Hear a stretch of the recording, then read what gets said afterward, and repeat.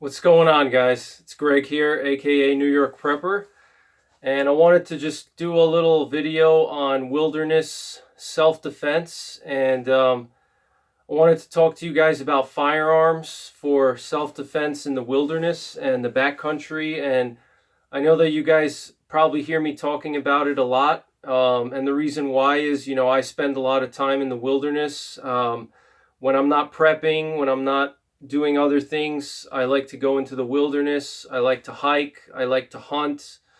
I like to bushcraft. I like to go snowshoeing. So I like to spend time in the wilderness, and I live in a smaller town, and I happen to be blessed enough to live close to a wilderness area. I can drive 15 minutes from where I live, and I already have a huge wilderness area where I can do whatever I want: snowshoe, hunt, hike, fish, camp, whatever. So for me personally, because I spend so much time in the wilderness, self-defense is something that's always on my mind, more so than a lot of other people that don't spend a lot of time in the wilderness, especially, people who happen to live closer to cities. They don't understand, the dangers in the wilderness. There are a lot of wild animals in the wilderness. You have bears, you have coyotes, you have wolves. Even bobcats can kill a human being. Rabid raccoons. You have, rabid foxes, rabid coyotes. There's all sorts of wild animals that can really harm you. All right, so you need to have some weaponry to protect yourself. And I always recommend to people to carry a gun if they can. If they have a permit, if they live in a state where you need a permit, you should definitely get a permit and carry a weapon when you're in the wilderness, because you just never know what you're going to run into in the wilderness. You think that it'll never happen to you, and it does, and that's really scary. And that's usually when you talk to people that get attacked by animals, they'll always tell you that they never thought it would happen to them. If you read like bear attack stories or shark attack stories, people always thought that it would never happen to them. They thought that it was something that you would only see on a TV show, and it's such a foreign concept to people. But if you spend a lot of time in the wilderness, the chances of you getting attacked by an animal are significantly higher than somebody that goes into the wilderness once a year. Okay, if you spend every weekend in the wilderness like I do, hiking, snowshoeing, hunting, shooting, your odds of running into a dangerous animal are a lot higher than the typical person that goes camping once a year. All right, particularly if you live in an area, or you happen to recreate in an area that's extremely densely populated with predators and predatory animals, like Montana, Idaho, Wyoming, Alaska, states like that, where they have wolves, cougars, brown bears, the list goes on, wolverines, lynx. There's so many predatory animals in those kinds of states. There's so many wilderness areas that, the predator populations are extremely high. So it would be really stupid not to carry some kind of weapon when you're in the wilderness, especially if you live in one of those states that I mentioned, like Montana, Alaska, Idaho, Wyoming, the UP of Michigan, anywhere where you have a lot of predators, you definitely want to carry something in the wilderness. So what I want to talk about in this video is a concept that a lot of people never really thought of when it comes to weapons for self-defense in the wilderness. And most guys that you see on YouTube, or a lot of gun writers, they'll usually tell you to carry, let's say, a big bore revolver, a 12 gauge shotgun, or a big bore rifle, and those are all great recommendations. But what I don't hear a lot of um, gun writers and outdoor magazines and YouTube people talking about is the need to carry two weapons. You need to have two weapons with you. You can't. It's not good enough to just only have one. And I'll explain to you why right now. So that's kind of the topic of this video, is that one gun is not enough. Okay, it sounds kind of crazy, and again, it depends on what you're actually doing in the wilderness. If you're going for like a short hike, if you're walking maybe 1 mile or 2 miles from the parking lot, you probably don't need two guns on you. All right, but if you're going to be going deep into the wilderness, for several miles away from civilization, and you're miles away from cell phone service, okay, you want to have two guns with you. Okay, one gun is just not enough, and I'm going to explain why. All right, so like I said, a lot of gun writers, a lot of YouTube channels, self-proclaimed experts, they'll always tell you to carry, let's say, a 44 Magnum or a 454 Casull or a 460 Smith & Wesson or a 500 Magnum, which is what I have here. All right, here I have a 500 Magnum. This is a 7.5-inch barrel. All right, I just did a video on this. It's clear, just so you guys know.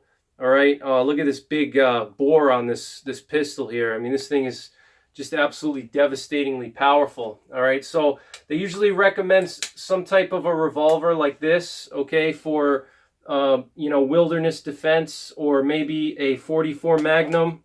44 Magnum's another good choice, okay, for wilderness defense. But what they don't talk about is the need to have two pistols or two weapons, really.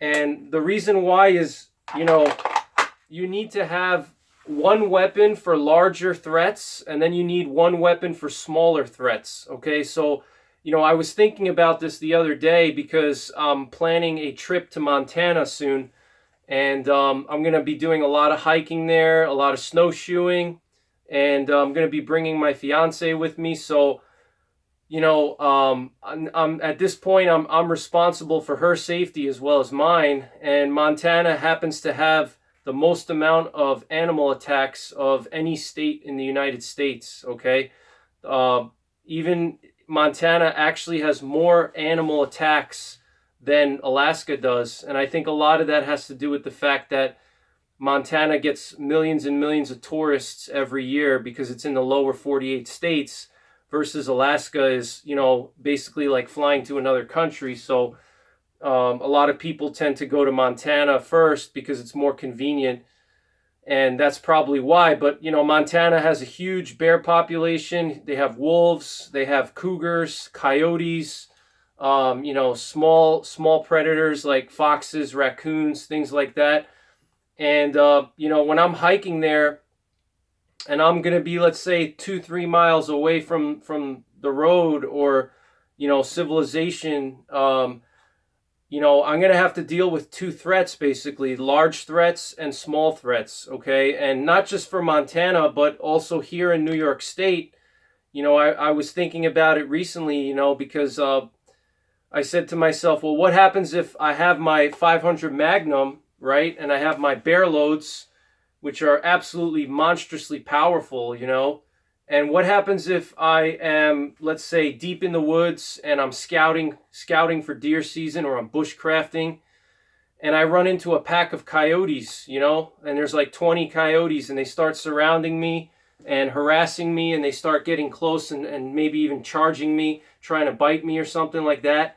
This 500 Magnum, with bear loads, is not going to be a good weapon against a pack of coyotes. All right, sure, it's going to annihilate whatever coyote I hit with it, all right, because it's extremely powerful and it'll just blow the whole coyote apart.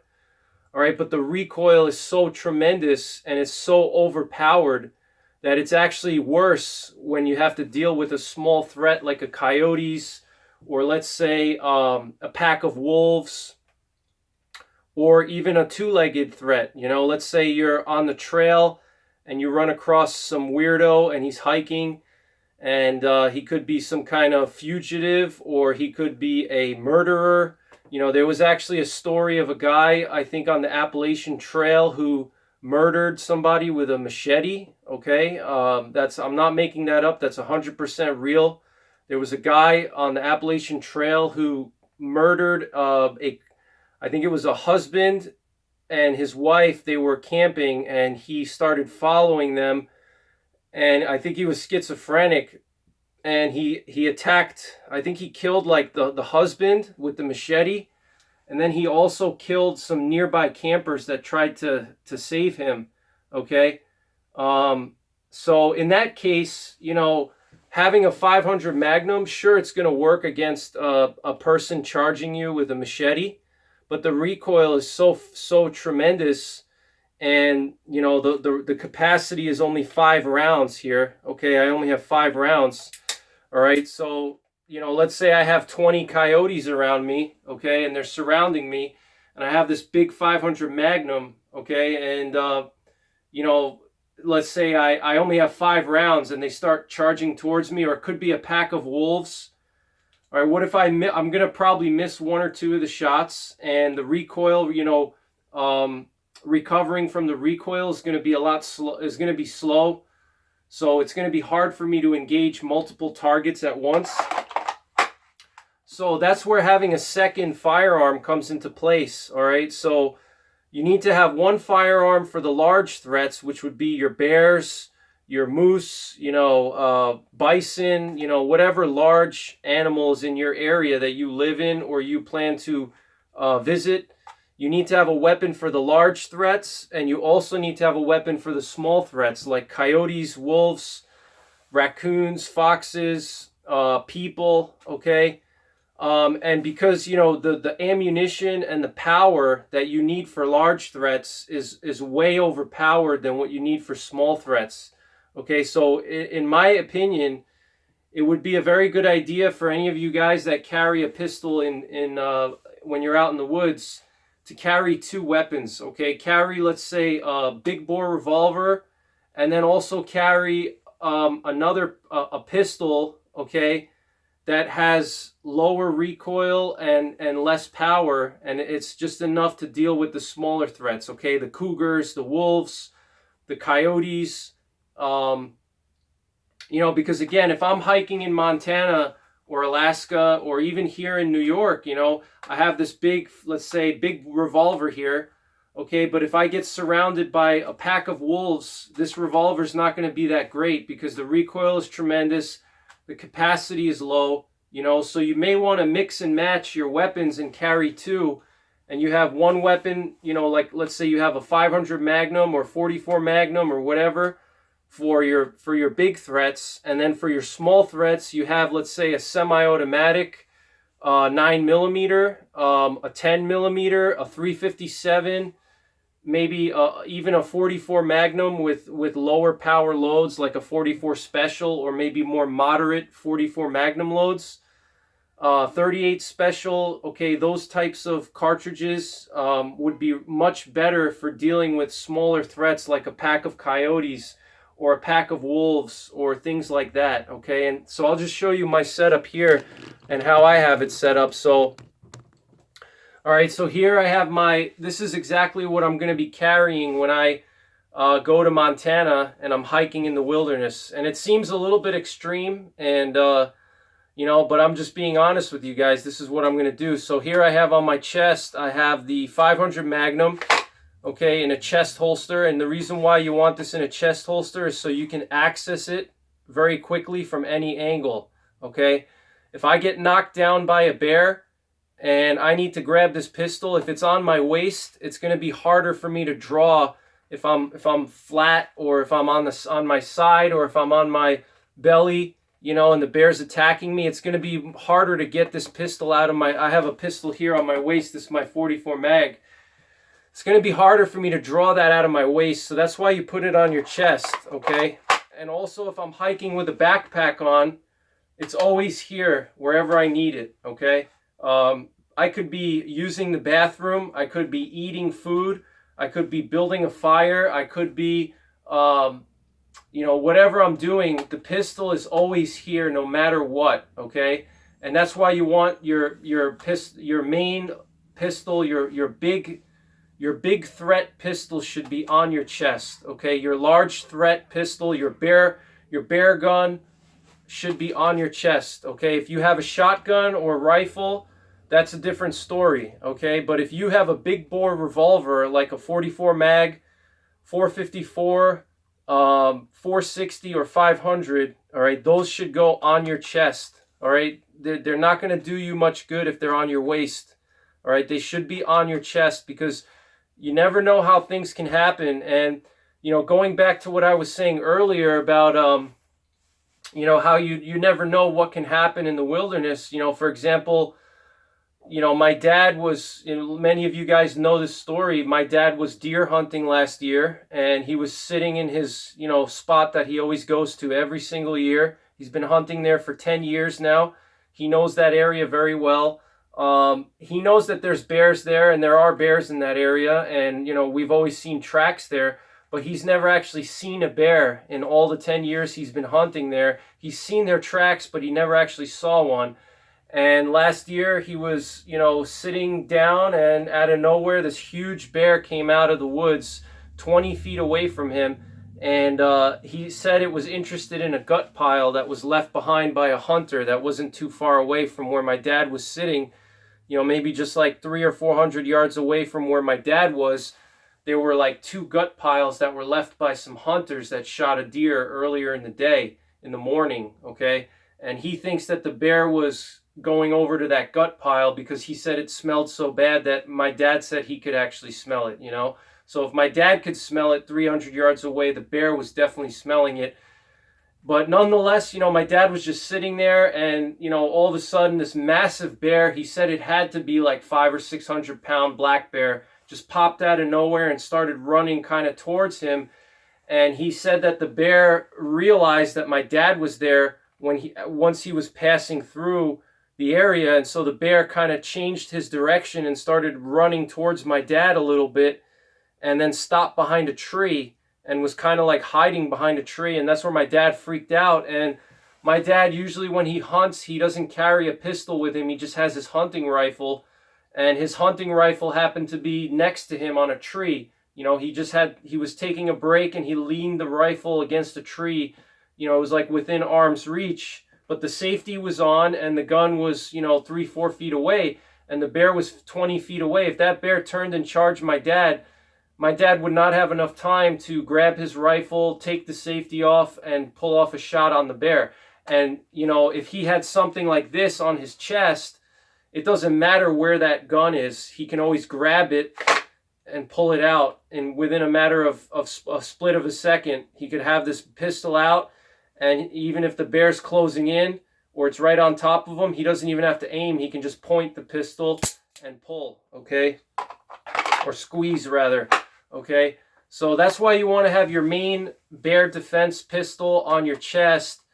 But if you're dealing with smaller threats, you probably want to put your smaller threat pistol, like I mentioned, 9mm, 10mm, lightly loaded 44 mag, 357, 38, something like that, okay? Those types of pistols, you want to keep them maybe on your waist or in your appendix carry or something along those lines, all right? Because you want to reserve your chest for the large threats, because the large threats, they're going to come suddenly, and you're going to have a split second to react. The forgiveness is much less, okay?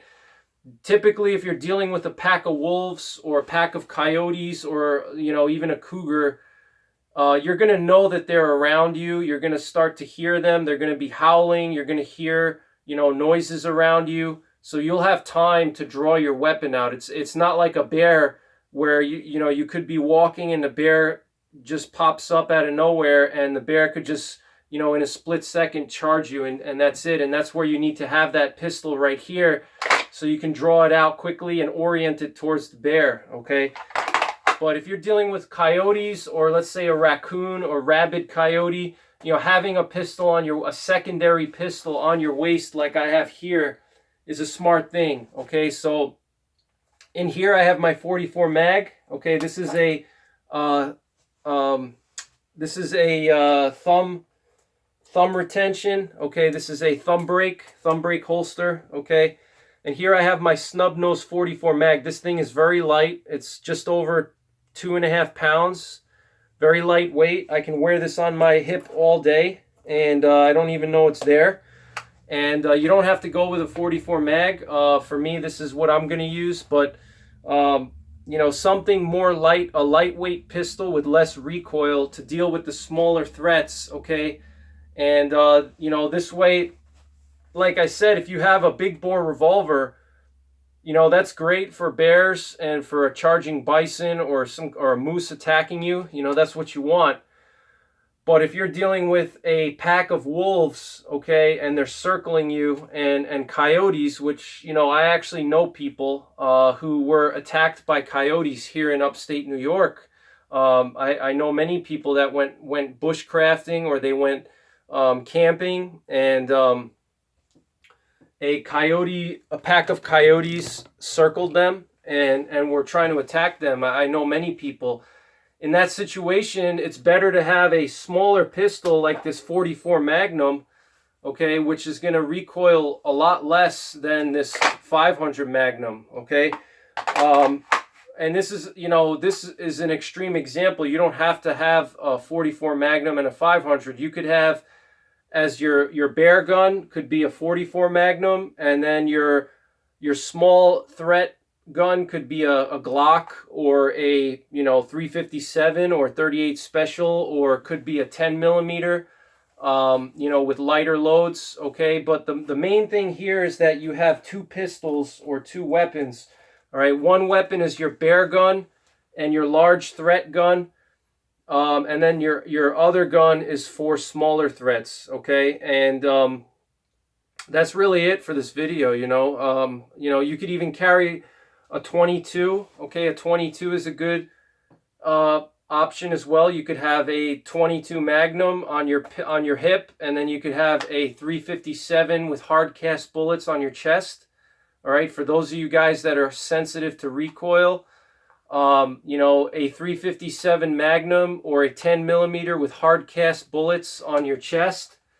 And then on your side, you could have a 9 millimeter or even a 22 Magnum, and that'll be fine for coyotes, cougars, wolves, you know, people. Okay, so, you know, and again, I would say, for me personally, for bears, I would not go less than a 357 Magnum or a 10 millimeter with hot loads with hard casts. Okay.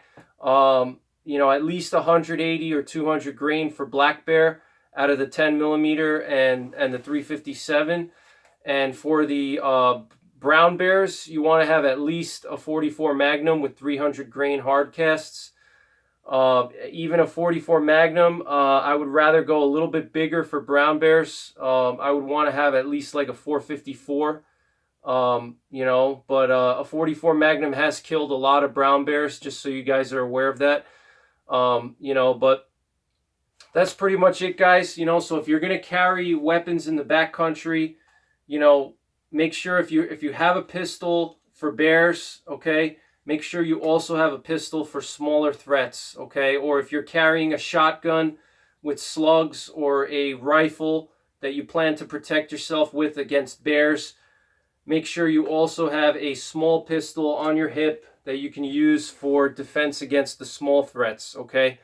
That's pretty much it, guys. I hope you enjoyed the video. Thanks for watching. Take care. God bless. And don't forget the 3 Ps. Prepare, practice, and persevere.